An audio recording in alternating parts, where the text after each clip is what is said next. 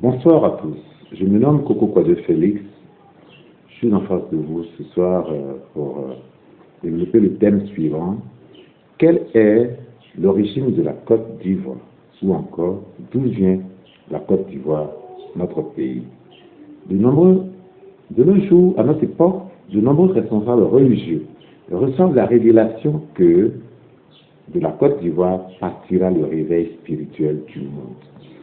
Mais pourquoi la Côte d'Ivoire est-elle perçue comme la nation, l'espoir du réveil spirituel du monde, dans un contexte historique où il y a un profond sommeil spirituel qui plane à la surface de la terre? Pourquoi c'est la Côte d'Ivoire qui va réveiller spirituellement le monde? La réponse est la suivante, c'est parce que la Côte d'Ivoire a été créée par le spirituel. Voilà. Donc, cela signifie que un être supérieur, invisible, appelé Dieu, a planifié et exécuté la création de la Côte d'Ivoire en utilisant un canal, les Ivoiriens. Donc, nous, les Ivoiriens, nous avons seulement été un canal, c'est-à-dire un corps que Dieu a manipulé, que Dieu a téléguidé, que Dieu a fait agir. Voilà, vous comprenez? C'est Dieu qui était au contrôle, c'est lui qui a tout orchestré, c'est lui qui a tout planifié, c'est lui qui a tout organisé. Nous, on a été juste un peu comme une marionnette qu'il a fait agir. Donc, c'est pourquoi, lorsque les Ivoiriens bâtissent une basilique, par exemple, à travers eux, c'est Dieu, c'est le spirituel, c'est Dieu qui élève sur terre son trône, son palais, vous comprenez? Donc, plus que jamais, Dieu, à travers nous les Ivoiriens, Dieu a fait asseoir sa nation. Donc, à travers, c'est là que nous voyons l'accomplissement d'une prophétie biblique datant de 2000 ans, celle qui annonçait d'avance qu'à la fin des temps, la ville de Dieu descendra du ciel. Vous comprenez? Donc, plus que jamais, la Côte d'Ivoire porte l'étiquette de nation de Dieu. Elle vient de Dieu. C'est un pur produit de Dieu. Voilà, elle vient de Dieu. Comme Dieu est au ciel, la Côte d'Ivoire est descendue du ciel d'auprès de Dieu avec la gloire de Dieu. Vous comprenez? Donc la Côte d'Ivoire est donc la nation sainte de Dieu. Elle respecte, elle vérifie toutes les caractéristiques de la ville sainte. Dans la Bible, il est écrit que la ville sainte avait une forme carrée. Donc, pareillement, la Côte d'Ivoire a une forme carrée. Il est aussi écrit que le trône de Dieu sera dans la ville. Or, il se trouve que la Côte d'Ivoire, aujourd'hui, abrite le monument religieux chrétien le plus grand au monde, la basilique Notre-Dame de la Paix. C'est sûrement le trône de Dieu dont parle la Bible. La Côte d'Ivoire aussi, dans notre hymne national, est appelée la terre d'espérance. Une terre d'espérance, c'est une terre qui fascine, qui fait rêver, où on peut vivre. Voilà. Donc, ça ne peut être que le pays de Dieu. C'est pourquoi il est écrit dans la Bible que les nations marcheront à sa lumière. Les rois de la terre y apporteront leur gloire. On y apportera la gloire et l'honneur des nations. Donc, plus que jamais, au cours du règne du président Félix Houphouët-Boigny, le parcours de la Côte d'Ivoire a été un parcours prophétique. C'est un parcours qui est ponctué d'événements divins. À commencer par la lutte pour l'indépendance. La lutte pour l'indépendance qui a abouti à la naissance d'une Côte d'Ivoire de forme carrée. Donc, à travers cette lutte-là, Dieu a pu téléguider son peuple, son instrument, son corps, pour pouvoir trouver le territoire qu'il recherchait, un territoire de forme carrée.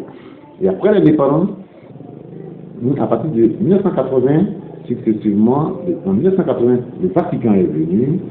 En 1985, le Vatican est revenu avec le pape Jean-Paul II. Et en 1990, le Vatican est encore revenu pour organiser sur le sol du Côte d'Ivoire des cérémonies religieuses sacrées appelées messes de consécration, une manière pour Dieu de marquer de son empreinte son territoire de forme carrée. Comme pour dire, ce petit territoire d'Afrique occidentale lui appartient. Vous comprenez? Il plante son drapeau à travers cette cérémonie religieuse sacrée. Et finalement, le président Félix Houphouët-Boigny élève le plus grand monument de Dieu au monde, la basilique Notre-Dame de la Paix, qui n'est autre que le trône de Dieu, c'est-à-dire le palais de Dieu sur terre. Donc, plus que jamais, la Côte d'Ivoire porte l'identité des nations saintes, du pays que Dieu a fait asseoir de ses propres mains. Vous comprenez? Donc, nous sommes donc Dieu, à travers la Côte d'Ivoire, donc Dieu se trouve une nouvelle Jérusalem. Vous comprenez? La seule chose qui nous reste aujourd'hui, c'est l'investiture de Dieu dans son palais de la basilique. Vous savez que malheureusement, à cause du décès du président Félix Faure-Boigny, tant bien que un travail de fond, il a brillamment réalisé tout ce que Dieu lui a inspiré. À partir de 1980, il a déjà élevé le trône de Dieu. Donc au 4e rendez-vous en 1995, il était prévu maintenant l'investiture de Dieu. Mais malheureusement, en 1993, 2 ans avant, notre père fondateur nous a quittés.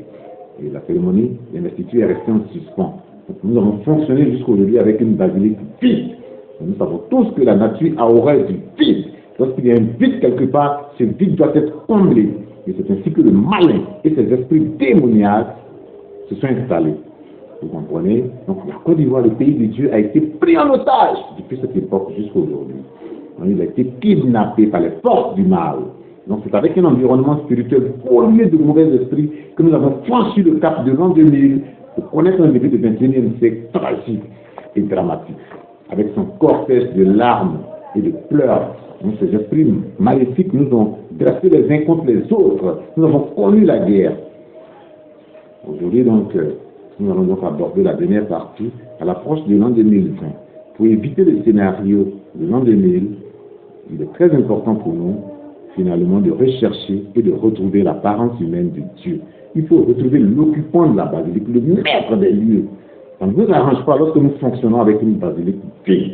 C'est source de beaucoup de problèmes. Donc il faut dépolluer l'environnement spirituel de la Côte d'Ivoire. Il faut dépolluer l'environnement, l'arrière-plan spirituel de la Côte d'Ivoire. Le ciel de la Côte d'Ivoire, il faut le dépolluer en organisant la cérémonie d'investiture de Dieu. Et lorsque Dieu sera établi, les anges de Dieu vont purifier l'environnement spirituel de Dieu. L'Esprit Saint va purifier l'environnement spirituel et notre vie sera naturellement transformée. Alors, qui est donc, allons donc à la recherche de notre divinité, de l'apparence humaine de Dieu. C'est à travers nos athlètes des Jeux Olympiques de 2016 que Dieu nous a montré de quel côté se trouve la divinité que nous recherchons. C'est à travers cette performance, pour la première fois de notre histoire, la Côte d'Ivoire a décroché une médaille d'or aux Jeux Olympiques de 2016. Quelle est la discipline sportive qui nous a donné l'or? C'est le taekwondo, qui se trouve être un sport d'origine coréenne. Un sport coréen nous a donné l'or. Donc, à travers cette performance, Dieu nous montre clairement de quel côté du monde nous devons chercher notre or, notre trésor, c'est-à-dire notre divinité.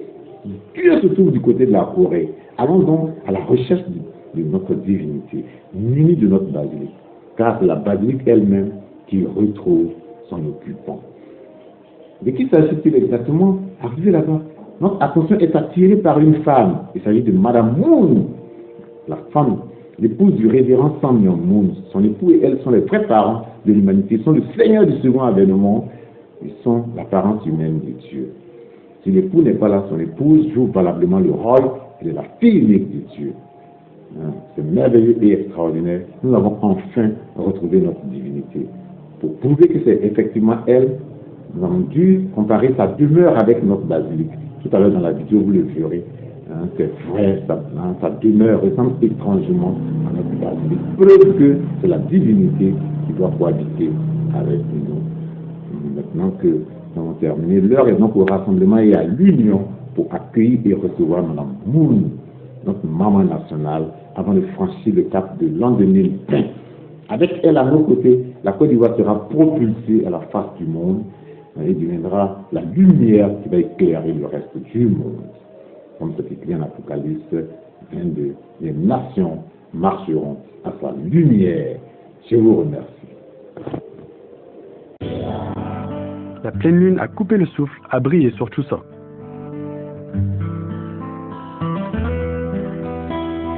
Sous le clair lune de Hyojong Chonwan, des membres de la vraie famille et des leaders ont chanté ensemble les chants préférés des vrais parents alors qu'ils appréciaient la lune de Chuseok.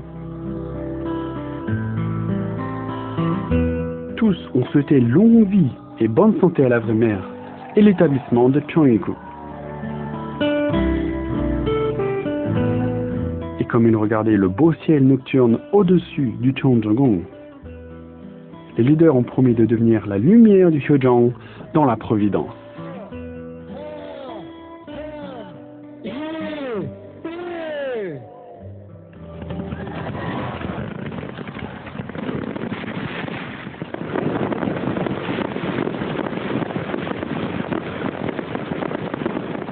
De l'harmonie et de l'unité et ouvert l'ère de la civilisation du Pacifique avec la Fédération des familles pour les nations célestes.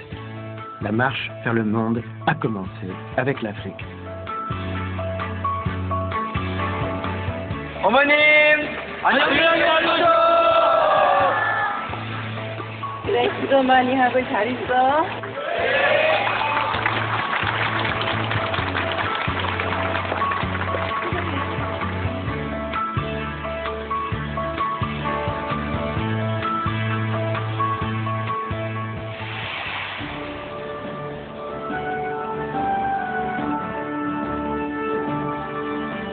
Avant de partir au Sénégal pour le sommet Afrique 2018, les vrais parents sont venus aux États-Unis, se rendant au siège international pour la première fois depuis 25 ans. Ils ont ensuite visité le Manhattan Center et l'hôtel New Yorker. Visitant chaque bureau, les vrais parents ont encouragé le personnel à réussir en 2018.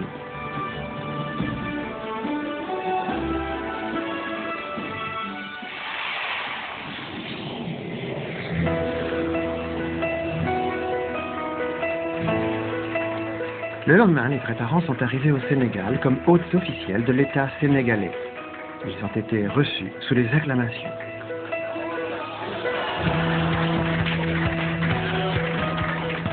Alors que les vrais parents faisaient leur premier pas historique pour une nouvelle Afrique, ils ont été reçus par le docteur Awamari Kolsek, ministre d'État, le cheikh Mansour Diouf, ainsi que les chefs tribaux.